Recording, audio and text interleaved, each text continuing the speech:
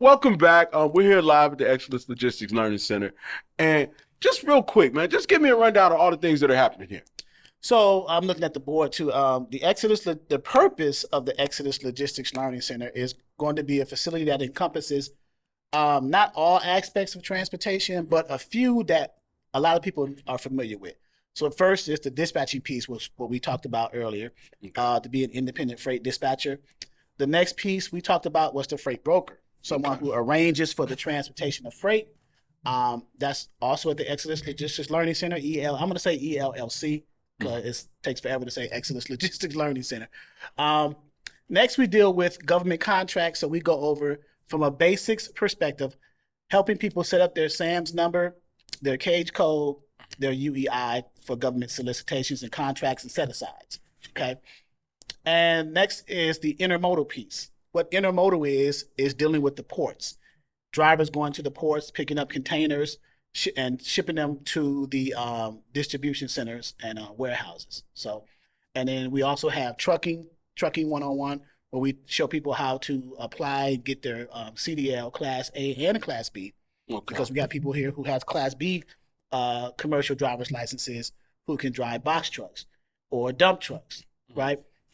And then finally, we deal with warehousing and distribution. Another name for that piece is called the 3PL, third-party logistics. Third-party logistics companies, they handle like inbound freight. They transload containers, offload the freight, cross-dock it, and then LTL companies to pick them up and ship them out. They also do freight procurement. So those are the things that we deal with. Going back to intermodal meaning going to the ports, grabbing a chassis, and intermodal is in transportation, there are different modes of transportation, right? Okay.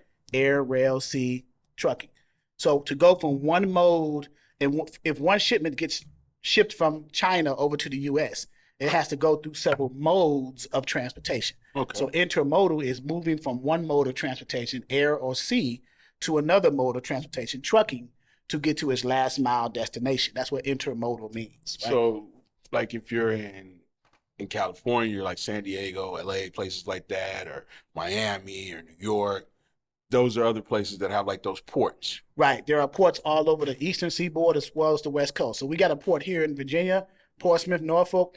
We have ports in Baltimore. We have them in Jersey, New York.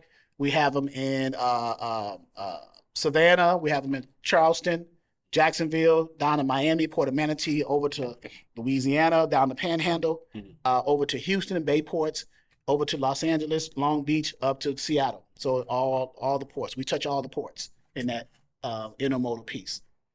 And then warehousing and distribution, we talk about inventory management, warehouse management systems. We talk about how to first in, last out, or last in, first out. When the freight comes in, you need to palletize it, put it on racks, mark that stuff, and then ship them out with LTL companies. LTL stands for less than truckload. When those companies come in, they grab that. And we talk about storage too with LTLs and 3PLs. Okay. So that's in the warehousing and distribution piece. So, all right. So how did you come up with the idea to do all this?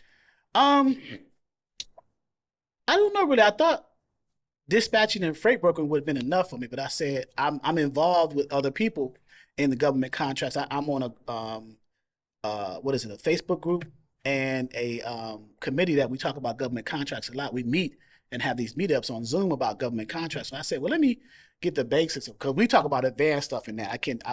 I'll be here all day if I try to explain it, but I give the basics here. So if someone had an interest, a remote interest in government contracts, speaking of which, the government has a lot of money and they solicit for services by individuals who have like either certifications or they have a SAMS registration, a certification like an MBE or a DBE certification. DBE stands for Disadvantaged Business Enterprise. MBE stands for Minority Business Enterprise. Any type of certifications qualifies you for certain set-asides and certain solicitations of services from the government. You have to know how to play their game in order to get their money. Now, we're looking at, I've seen contracts and requests for quotes and requests for proposals and requests for information as high as $15 million to $20 million. Oh, wow. So that's the government contract side. And then Trucking 101 obviously teach you how to get your own trucking authority, Class A or Class B, buy a truck, and then get on the road. So if you're within 100 miles of here, Mhm. you can you can learn how to be a dispatcher. You can work as a dispatcher. You can start your freight broking company. Then you can learn how to get the government contracts. Okay. Then you can start working with intermodal because of all these different ports around here. And if you have some family members, cousins, or kids, or anybody like that, you could then help them get their CDL. And then you could start the third-party housing. Third-party logistics, storage, warehousing, storage, distribution, cross-docking, transloading. And you actually have a student who kind of piggybacked this whole path. Exactly. She's still doing it, right? That's correct. She has, you're speaking about, I'm assuming you're speaking about Cherie. Absolutely. And she is a multimillionaire. She has 2 warehouses in the Savannah area. One is 10,000 square feet. The other one is 44,000. She will be up here later this month or early next month to speak to a colleague of mine who has a warehouse in Suffolk, Virginia, 100,000 square feet, because she wants to piggyback off of him and understand what his workflow and processes is in the warehousing 3PL space. But you literally have a student who's gone through this whole thing. That's correct. Oh, wow. That's pretty cool.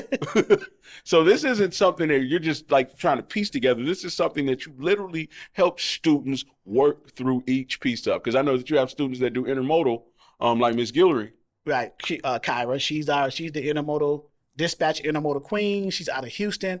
She runs Houston, Louisiana. I'm going through the panhandle, Louisiana, Jacksonville, Charleston, and a little bit here in Virginia. So, and she's great at what she does. Great. So, and another student who started with you. Correct. Yep. So if you're within 100 miles of here, it's what, every the weekend classes here. Yeah. Every first and third weekend, Saturdays and Sundays. So the dispatcher side. Right now we're doing the dispatching side on Saturdays and Sundays from 3 to 5, and then the freight broker side, Saturdays and Sundays from 6 to 8. We are going to roll in government contracts, intermodal trucking, and warehousing at some point in there, or I might spread it out during the week. So I have to figure that out.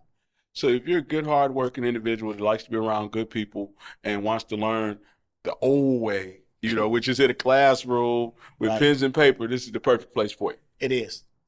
Yep. And get ready to take notes and get ready to ask questions, because that's the heart of learning, asking the question. And there is no such thing as a dumb question. Well, there is. The only dumb question is the one that's not asked. So if you want to be around real people in a real room, this is the place to be. Yep. I think I'm real. Let me pinch myself, see if I bleed. Yeah. Yeah. I think I'm real. Yeah. Your social security number says you're real. Yeah, basically. Yeah. Yeah. So Exodus Logistics Learning Center, 3101 American Legion Road, Suite 21A, Chesapeake, Virginia, 23321, area code 757-515-1684, and then the email exoduslogisticsllc@yahoo.com. See you later. Thank you.